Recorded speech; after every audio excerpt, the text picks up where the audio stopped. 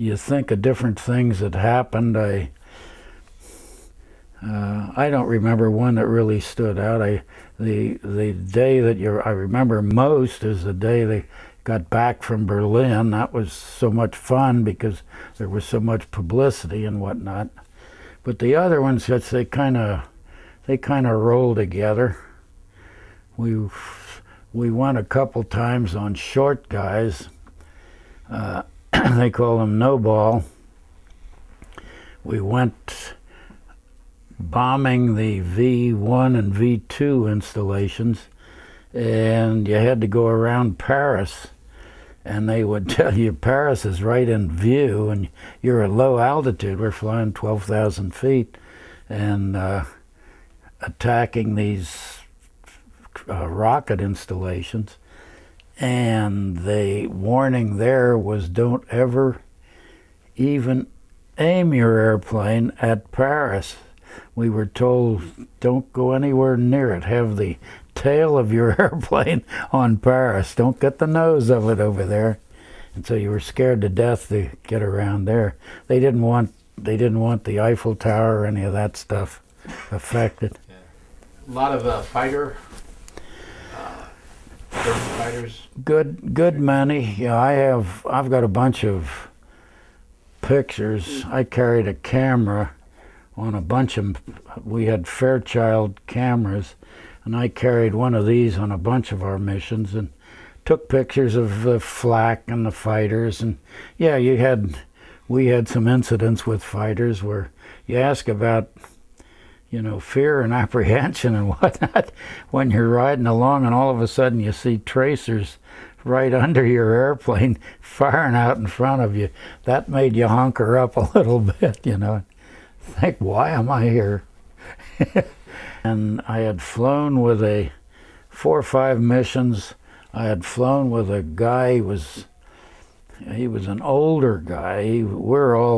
I was 24, I guess then.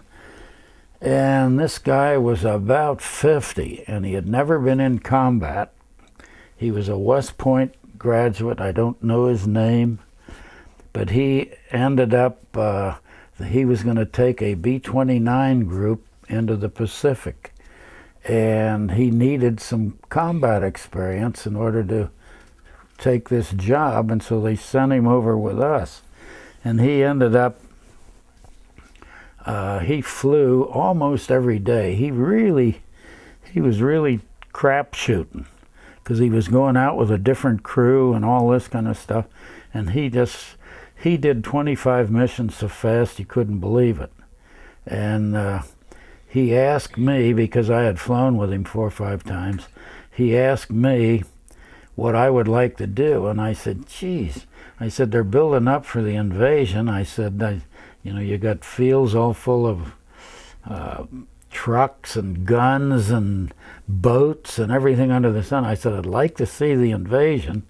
And I said, I'd like to ferry like P-51 fighter planes.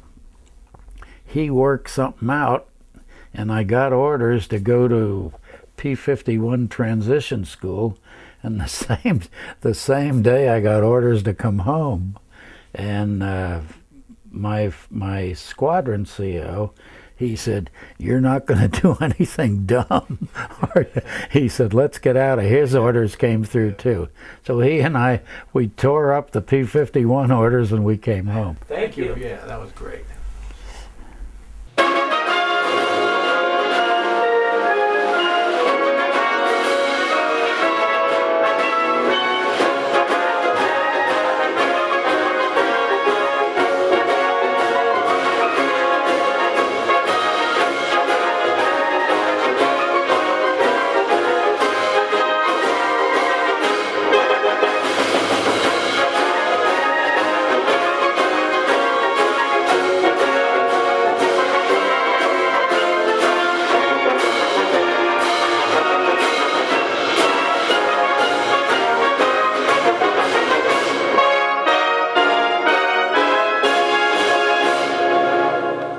History with Smiley is partnered with the Barrington Crawford Museum and the Library of Congress for the Veterans History Project, where we're interviewing World War II veterans.